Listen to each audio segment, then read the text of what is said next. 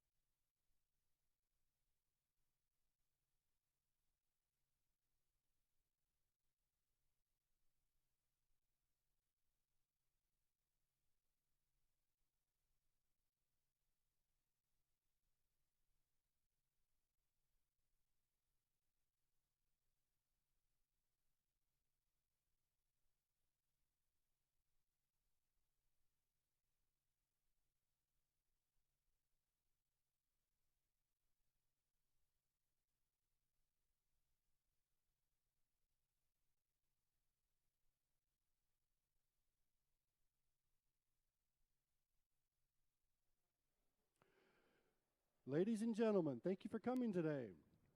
Please allow me to introduce Kevin Roberts and Texas Governor Greg Abbott.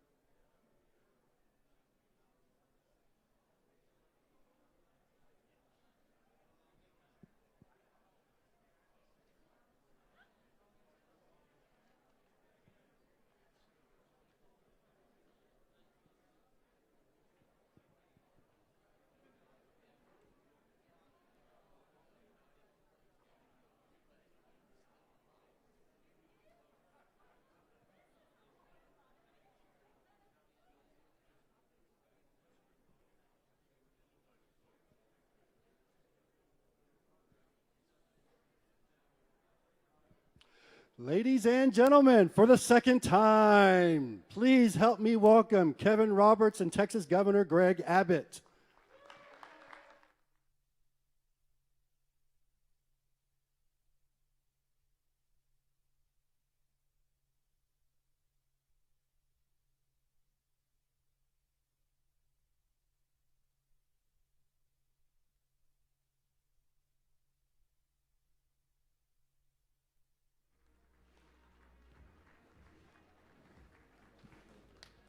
You know, it's incumbent on me as the host of this week to say that was my fault. Someone mistook my thumbs up for something else, and it was really important that the governor of Florida meet our wonderful governor, Governor Greg Abbott. Thanks so much for being here. My pleasure. Thank you. Yes. Good to be here with you. You know, they were standing for you anyway. Okay, Kevin Roberts is entering the room. Let's stand up. Let's give him a big show. All those people you saw running out of here were the TPPF staff, Governor. No, all kidding aside, thanks so much. It's a delight to have you here, spend a little bit of time in the back. I was about to tell you before Governor DeSantis came back that last night, I'd tell this to a fellow Longhorn, we had Larry Kudlow voluntarily giving the hook 'em sign to Brooke Rollins. Isn't that awesome?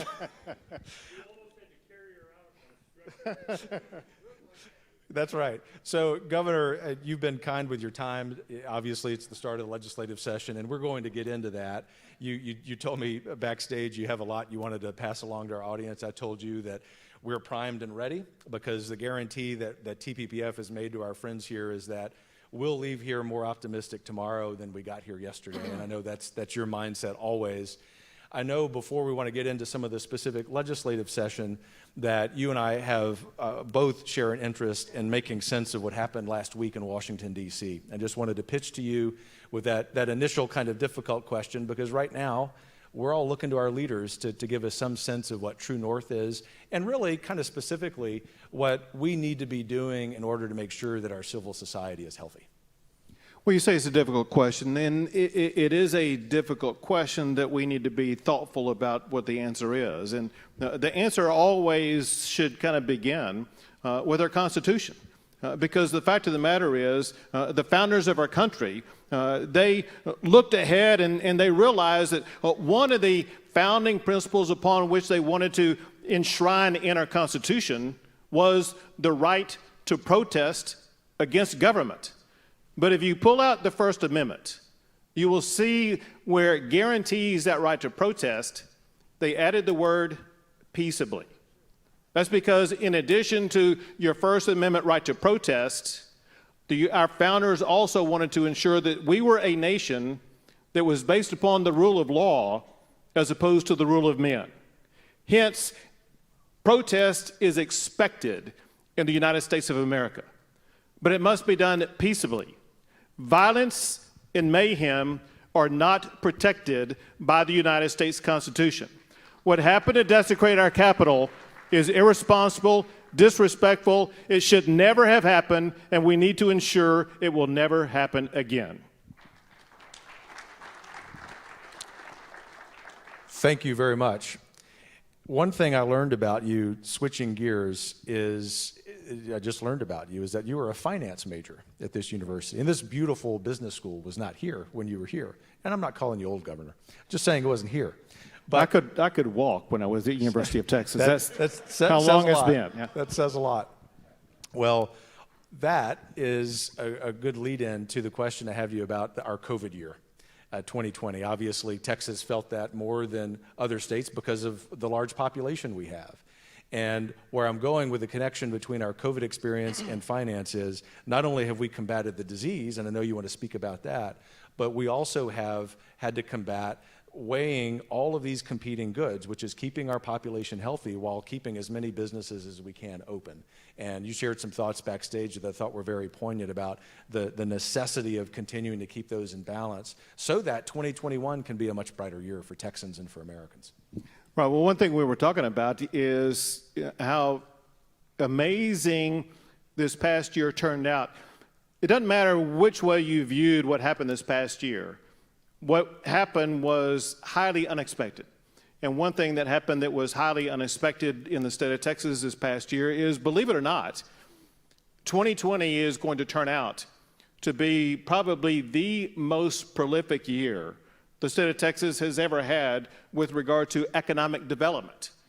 This began to happen in April. Let's go back in time and remember the time sequencing, and that is in February is when the first time that people were brought from those cruise lines to the Air Force medical hospitals in San Antonio, and then in March we had our first Texans test positive for COVID, and it was spreading across the country. Beginning in April, my phone started ringing off the hook by CEOs across the entire country, talking about wanting to come to the state of Texas and either relocate or move to the state of Texas and grow here, because they saw the way things were in the states that they were trying to flee from, and they saw the way things were going in the state of Texas, not just now, but they've known about the Texas brand long before now. And so first, there was the phone call with Elon Musk, and that began in April, and those phone calls continued for a while until the decision was made on his part to set up that large manufacturing facility, and candidly, what will turn out to be far more than that over in the eastern part of Austin, Texas. And literally a week did not go by without me talking to a CEO. In fact, hardly a day went by without me talking to CEOs, talking about coming to the Lone Star State to come here and to grow their economy here. And I think we're going to look back and see, when all the final calculations are done, that Texas once again led the nation with regard to economic development. There actually is an award that is given out for this. It's called the Governor's Cup.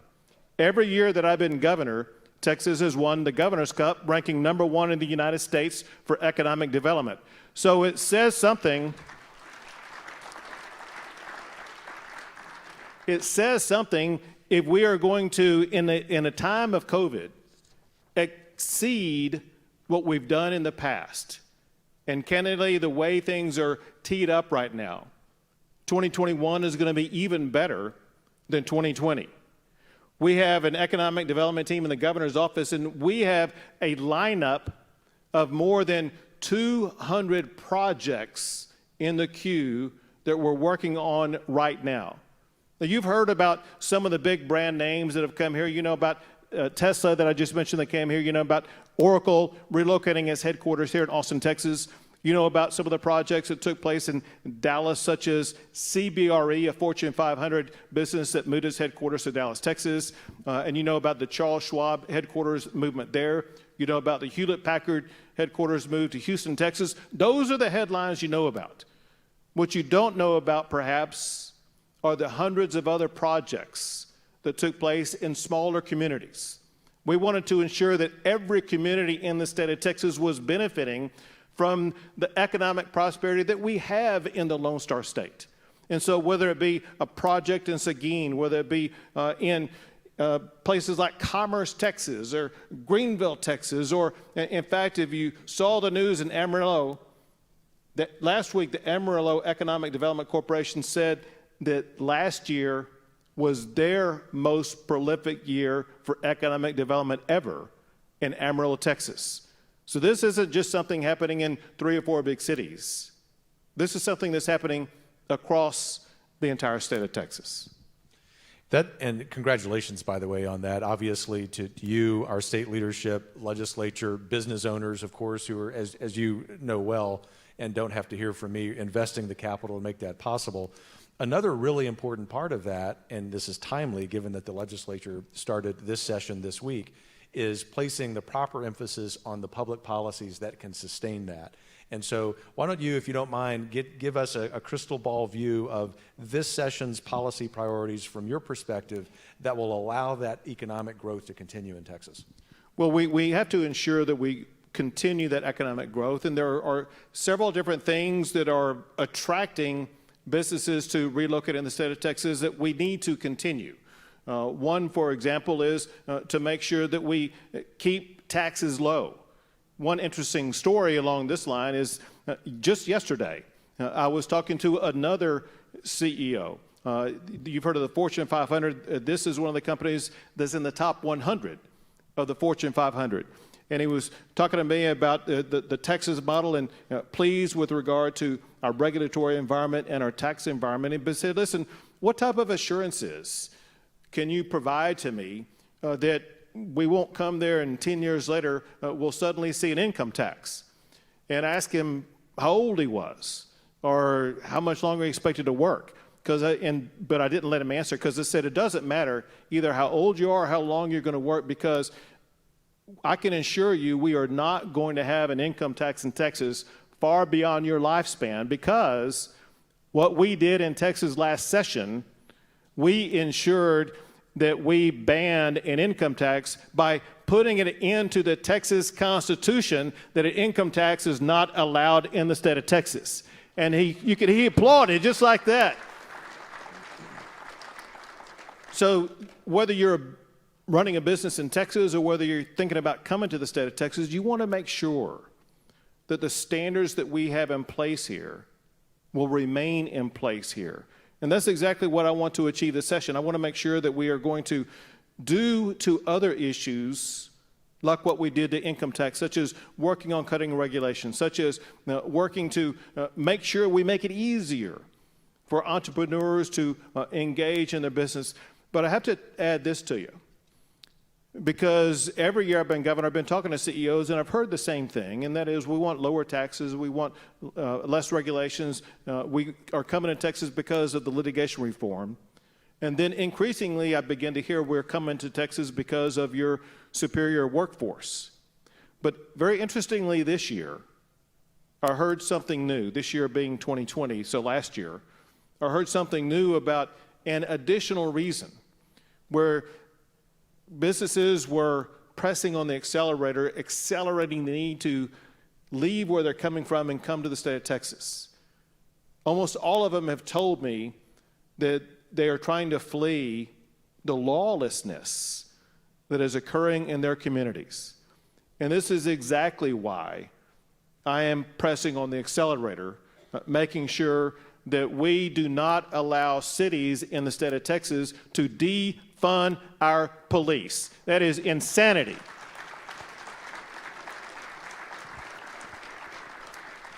So this was an issue that I focused on in this past election for the state legislature, to make sure that we were electing legislators who would support my proposals to make sure that we do not allow cities to defund their police.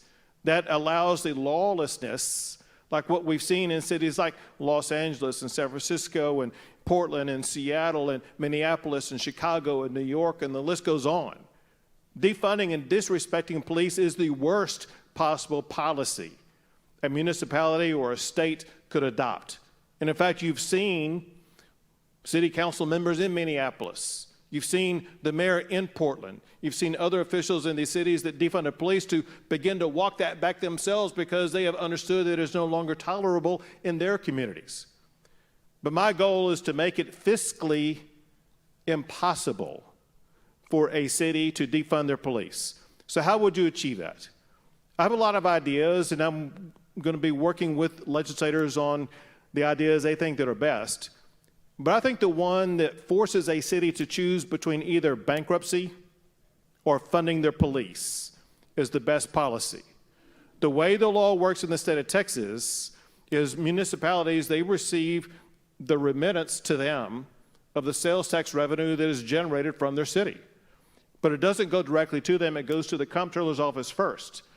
And I'm seeking a law that would require the comptroller to hold in abeyance any remittance of the sales tax revenue generated, say, from like a city like Austin, Texas, to not be given to Austin, Texas, unless and until they step up and do the right thing, and that is to fund their police officers.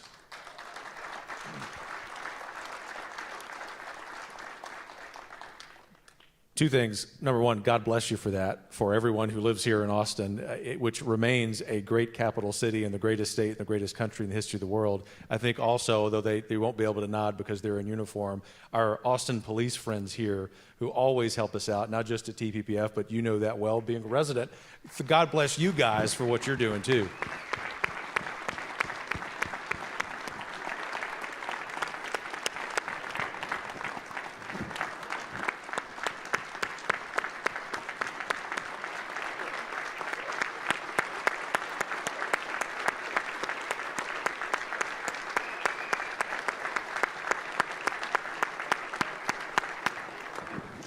And I'm sure, Governor, you can count on the Texas Public Policy Foundation supporting that idea. So maybe that's why you have a twinkle in your eyes. You knew that. We hadn't talked about it before, but absolutely sign us up, sir. And number two, just to come full circle, that's, as you said, that's one of the reasons people want to move here. Let me ask you a question about that, though, because one of the reasons I like your Twitter feed is that sometimes with that smile on your face, you're posting Whataburger pictures.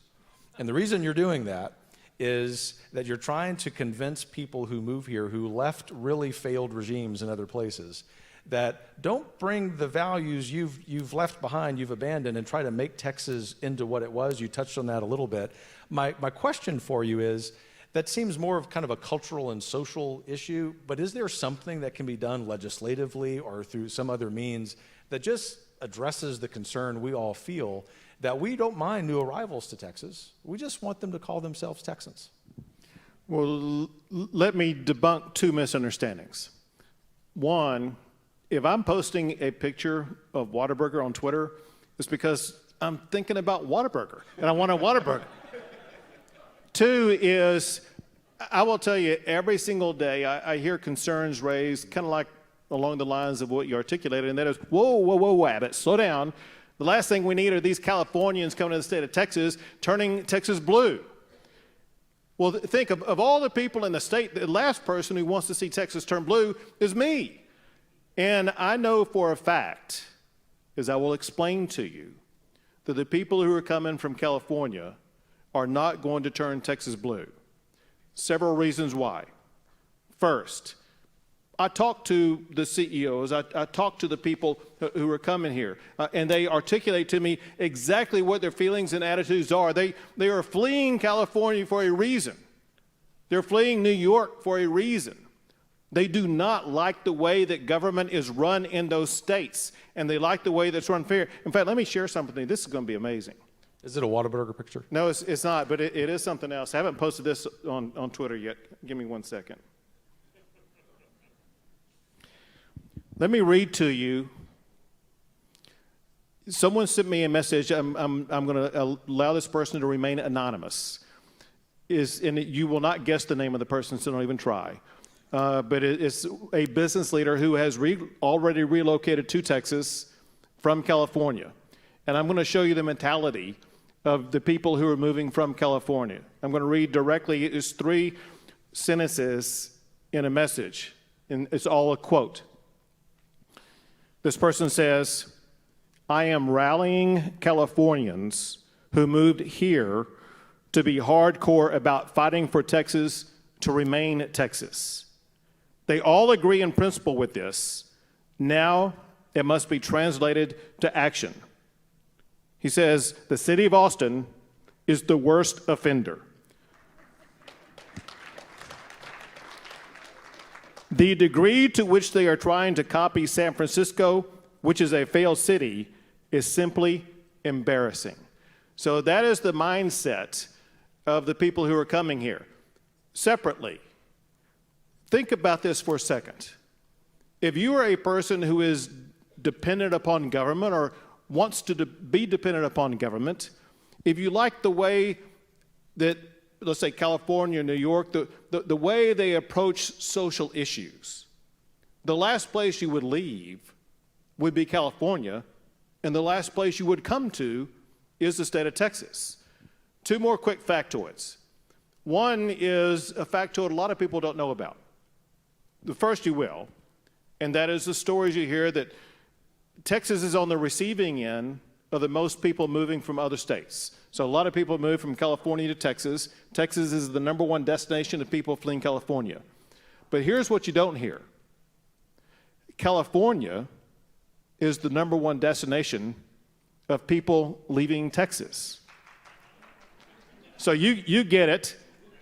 And here's what it means. We're involved in a big exchange program. We're taking their conservatives and we're sending them our liberals. Where can we donate, Governor? Where can we donate? Hold on, because stories are not good enough. This is a crowd. This is a public policy organization. You expect data, and I have data. The biggest election contests we've had in the state of Texas since George W. Bush was elected governor was the Senate race between Ted Cruz and Beto O'Rourke.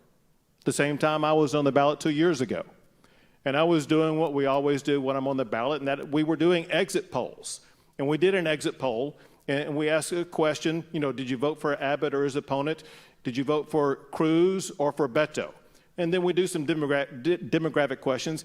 Have you moved from California, or are you native-born Texan?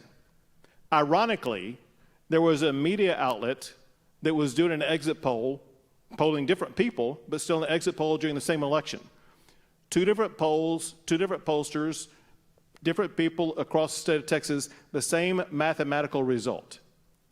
57% of the people who said they had moved from California voted for Ted Cruz. Ted Cruz got a larger percent of the vote of the people who moved from California than he did of the people who were native-born Texans. And so that is a mentality of the people who are coming here. That said, this is a long way of kind of getting to your question. If I recall your question, it was, what can we do to make sure that for those who may not be exactly attuned to the way we do things in Texas is, first, as leaders, we need to make sure that they're conducting their business consistent with the standards that we have, but it goes deeper than that. It begins earlier than that. One thing that I desperately want to see the Texas legislature pass this session is I want to restore teaching civics in the classroom of schools in the state of Texas.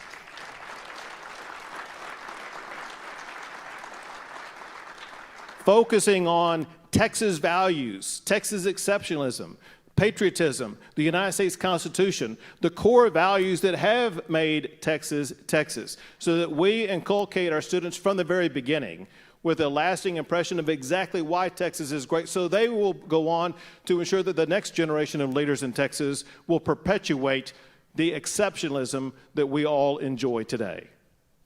Well, thank you so much for that. As you know, this foundation has not just worked on that, but made that a priority for many, many years. We've worked with you and your staff and legislators, some of whom I'm seeing beginning to pour in, Governor, on that.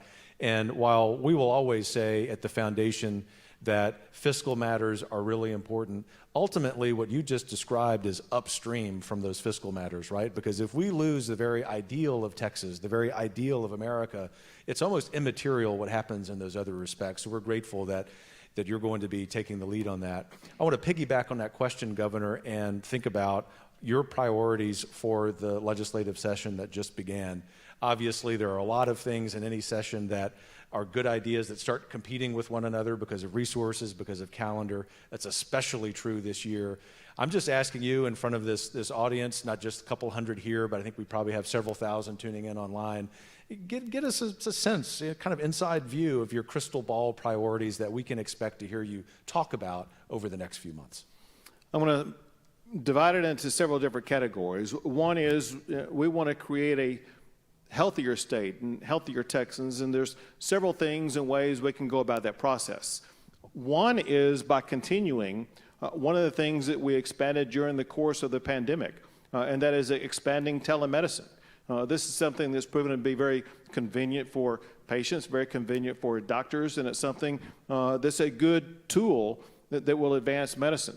Another thing that we must do in the state of Texas is we must ensure that regardless of what may happen at the federal level, we need to ensure that all Texans will have insurance coverage for pre-existing conditions so that no one ever is in a situation where they are uncovered for pre-existing conditions. Secondly, we want to make sure we have a safer Texas. We've kind of already covered that, and that falls largely along the lines of making sure we protect public safety. Third is a freer Texas. Let me expand upon this a little bit.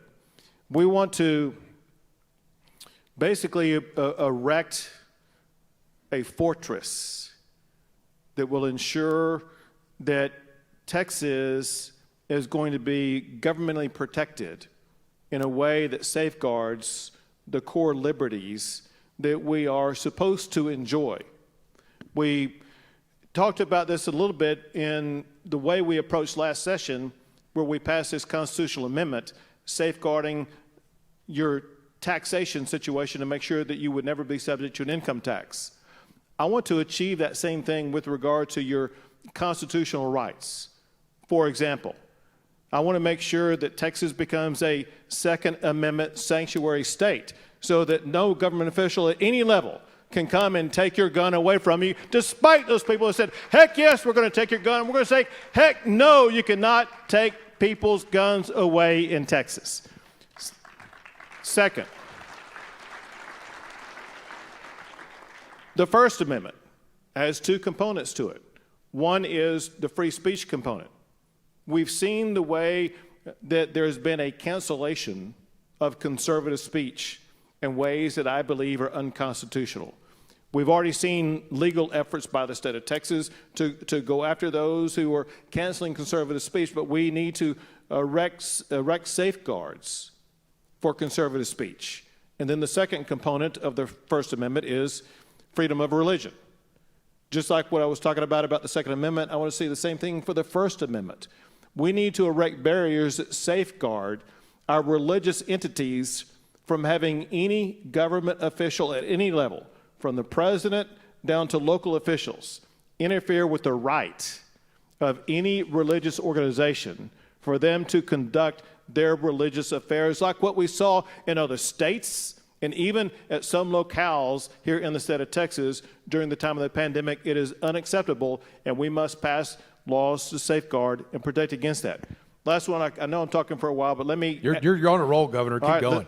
Let me go back. Let me go back in time to prior speeches of mine at TPPF, when I have on the TPPF stage talked about reinforcing the 10th Amendment. Reinforcing the 10th Amendment is essential now.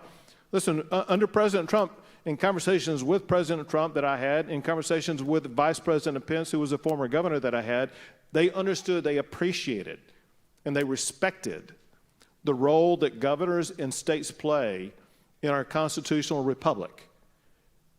We had challenges with the president before that with Barack Obama. In fact, I still hold a record that will never be broken by anybody. I hold the record for the most lawsuits filed against Barack Obama, 31 legal actions against him. We had to, because the actions he was taking trampled upon Texas liberties based upon the 10th Amendment. We need to go back to the fundamentals of the 10th Amendment and reassert that against any potential encroachments that we see under the Biden administration. Well said. Thank you for that ambitious agenda. I also think it's very feasible. So as we get close to the end of our time together today, Governor, I want to ask kind of a big picture question. It's one that I've gotten into the habit of asking. We do these weekly live streams because you probably more than anyone in this room understand the burdens of the last year. Just given the position of leadership you're in, obviously a lot of CEOs in this room as well, they understand that regarding their businesses. My question is framed about optimism. Those of us who are conservatives, while we understand some of the silly actions of some folks in our movement, we're obviously not being condescending to them, but what we want to do is be optimistic about the future. And what I'm asking you is, what kind of message of hopefulness, of optimism might you give us, and what specific action steps, our homework, if you will, do you want to give us as we wrap up our conversation tomorrow? Texans are unique in their sense of resilience. There is no event really that captures the sense of resilience more than the fact that at a battleground location, everybody loses their life, but it doesn't dent the yearning that those people have for freedom. Those people, where their fellow soldiers lost their lives at the Battle of the Alamo, they regathered, they fought on, and they showed resilience and perseverance and overcame that challenge to go on to lead to their independence, to win their independence, to form their own country, to become later the greatest state and the greatest country in the history of the world. That sense of resilience and perseverance has been passed on from generation to generation into the bloodstream of every Texan. And candidly, it permeates our state so much, it doesn't matter if you were born here or if you came here last year. You know that is part of the Texas DNA. And what I know for a fact, from the men and women that I've talked to across this entire state, they are ready to get up and get going again. Texas is, we'll say, is rising again. We've already risen, having finished 2020 with the most economic development ever. But I would say you need to do one thing. You need to buckle your chin strap, because we're about to take off like a rocket ship, like never before. As great as Texas has been in the past, we're on the precipice of an even greater Texas. And all we need is the individual ingenuity that every Texan has, the work ethic that Texans have, the insistence on the freedoms and liberties that are guaranteed to us by God, that are enshrined in the Constitution. We all follow those things. We will ensure Texas is the national leader. And let me just end the statement with this point. Our fellow Texans, they need the Texas legislature to step up and lead in these efforts. But I will say more so this year than ever before. The United States of America needs Texas to lead the way and to show the way of what can be done. And Texas will lead our country over the course of the next year and over the course of the next decade. Hear, hear.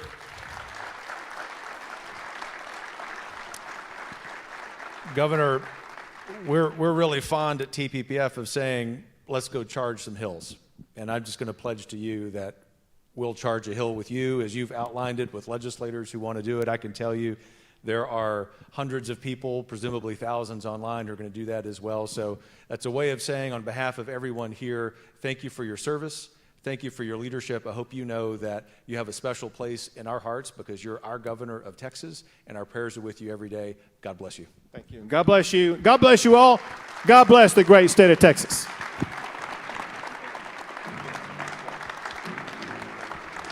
Thank you.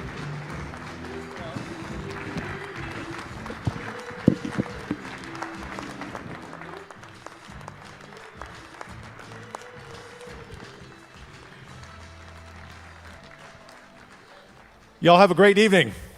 See you later.